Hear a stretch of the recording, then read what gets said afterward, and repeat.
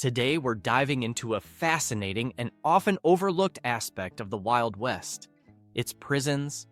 From notorious inmates to brutal conditions, let's explore what life was truly like behind bars during this tumultuous period in American history. Number 1. Construction and infrastructure. Wild West prisons were fascinating architectural feats, reflective of their era's rugged and resourceful spirit. Most prisons were constructed using locally available materials, emphasizing functionality and durability. Stone and timber were common, as seen in the Wyoming Frontier Prison, which utilized unreinforced stone masonry and wood-framed gable roofs. This construction method provided a stark, imposing structure meant to deter would-be outlaws. Many of these prisons were designed with expansion in mind, anticipating the inevitable overcrowding. For instance, the Wyoming Territorial Prison, built in 1872, started with a modest number of cells, but quickly expanded. By 1904, an additional 32 cells were added to accommodate the growing number of inmates. This expansion often included enhancements in the infrastructure, such as improved heating systems, and the addition of modern amenities like hot running water by the 1950s. The layout of these prisons typically included multiple cell blocks, a central administrative area, and various workspaces. Inmates were often put to work in prison industries, producing goods such as brooms, textiles, and even license plates. This not only provided a source of revenue for the prison, but also helped to occupy the inmates' time and reduce idleness, which could lead to unrest. Security was a major concern, leading to the construction of maximum security blocks for the most dangerous prisoners. These areas featured reinforced cells and heightened surveillance. The design also included solitary confinement cells, which were used as a form of punishment and to manage inmates who posed a threat to others. One unique feature of many Wild West prisons was their execution facilities. The Wyoming Frontier Prison, for instance, had both indoor gallows and a gas chamber. These facilities were integral to maintaining law and order during a time when capital punishment was a common sentence for severe crimes. Number 2. Daily life and conditions.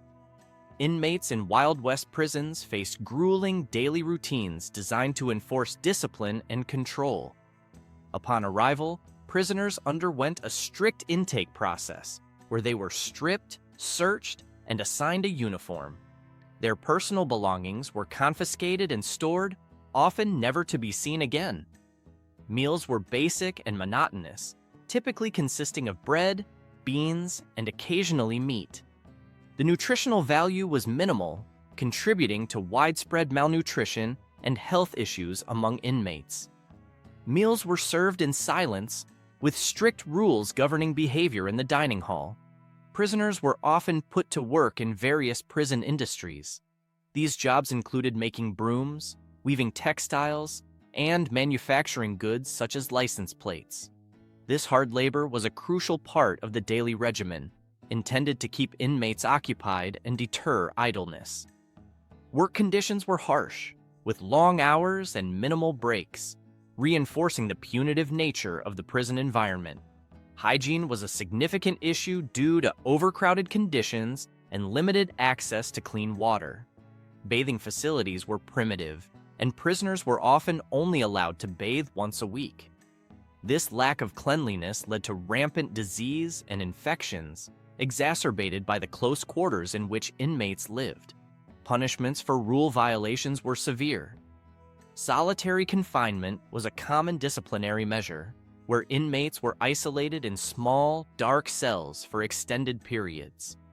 Other punishments included physical labor, such as breaking rocks or performing grueling manual tasks. In some cases, physical punishment, such as flogging, was used to maintain order. Prisoners also faced mental strain.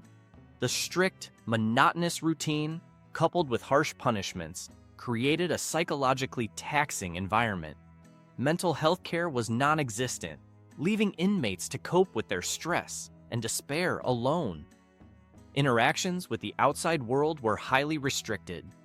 Communication with family and friends was limited to occasional, heavily monitored letters. Visits were rare and strictly supervised, adding to the sense of isolation and despair. Number 3. Notable inmates. Wild West prisons housed a plethora of infamous and colorful characters whose notoriety only added to the legend of the Old West. Butch Cassidy, born Robert Leroy Parker, is one of the most famous inmates of the Wyoming Territorial Prison. Cassidy was part of the Wild Bunch gang and was incarcerated for 2 years for stealing horses. His charm and intelligence reportedly earned him a friendly relationship with the prison warden, making his time behind bars somewhat unique. Tom Horn, another notable inmate, was known for his work as a Pinkerton detective and his reputation as a skilled tracker and sharpshooter. However, Horn's methods were often brutal, leading to his imprisonment and eventual execution for the murder of Willie Nickel, a young boy. His trial and hanging are still subjects of controversy and debate. Etta Place, a female outlaw associated with the Wild Bunch, also spent time in prison. Her connection to Butch Cassidy and the Sundance Kid, along with her mysterious disappearance, has made her a subject of fascination and speculation. Little is known about her life post-incarceration, adding to her enigmatic legacy. Another intriguing figure was Big Nose George Parrott, an outlaw known for his involvement in train robberies and horse theft. Captured after a botched robbery, Parrott's escape attempt from jail was thwarted, leading to his lynching by an angry mob. His body was later used for medical research, and his skull became a bizarre local artifact. Bill Miner, known as the Gentleman Bandit, was famous for his polite demeanor during robberies. He served time in several prisons, including the New Mexico Territorial Prison, for his involvement in train and stagecoach robberies. Miner's courteous nature and repeated escapes from prison contributed to his legendary status. These notable inmates not only highlight the diversity of characters that populated the Wild West, but also reflect the harsh realities and the often brutal justice system of the time. Their stories continue to captivate and intrigue, providing a vivid glimpse into the lawlessness and rugged individualism that defined the era. Number 4. Methods of punishment and execution.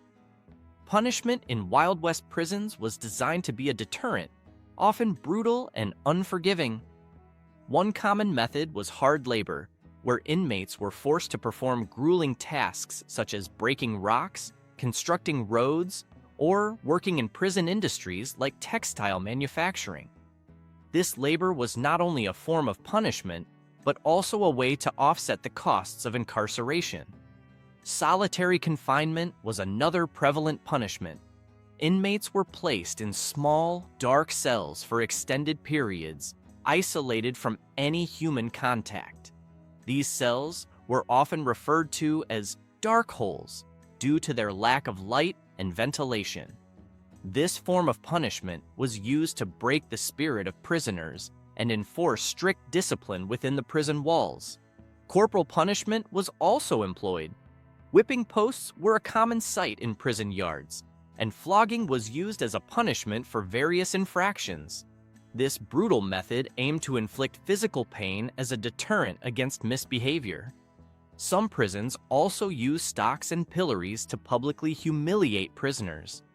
Executions in the Wild West were carried out using several methods. Hanging was the most common, often conducted publicly to serve as a warning to others. Indoor gallows were installed in some prisons to facilitate executions in a more controlled environment.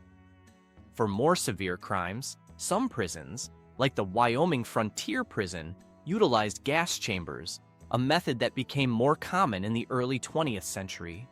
The transition to more modern methods of execution reflected evolving attitudes toward capital punishment and attempts to make the process more efficient and less gruesome. In some cases, especially in smaller or more remote prisons, executions were carried out by firing squad. This method was quick and considered less prone to error compared to hanging. The choice of execution method often depended on the crime's nature, and the local jurisdiction's resources and preferences. The conditions and methods of punishment in Wild West prisons highlight the era's harsh approach to law enforcement. These practices were intended to maintain order and deter criminal behavior in a time when the frontier was characterized by its lawlessness and rugged individualism. Number 5. Legacy and historical significance. Wild West prisons hold significant historical importance, shedding light on the evolution of the American criminal justice system and the broader societal norms of the late 19th and early 20th centuries. These institutions are not just relics of the past, but symbols of the harsh realities and rough justice that characterize the American frontier. Many of these prisons, such as the Wyoming Frontier Prison and the Yuma Territorial Prison, have been preserved as museums, offering a window into the conditions and lives of inmates from that era. These sites attract thousands of visitors annually, providing educational programs and guided tours that bring history to life. They also serve as venues for reenactments and educational programs, enhancing public understanding of the historical context of the American West. The preservation of these prisons helps to maintain the architectural heritage of the period. Buildings constructed with stone masonry and timber framing reflect the construction techniques and materials of the time. The prison's design elements, such as barred windows, thick walls, and fortified gates, underscore the security measures deemed necessary to contain the notorious outlaws of the Wild West.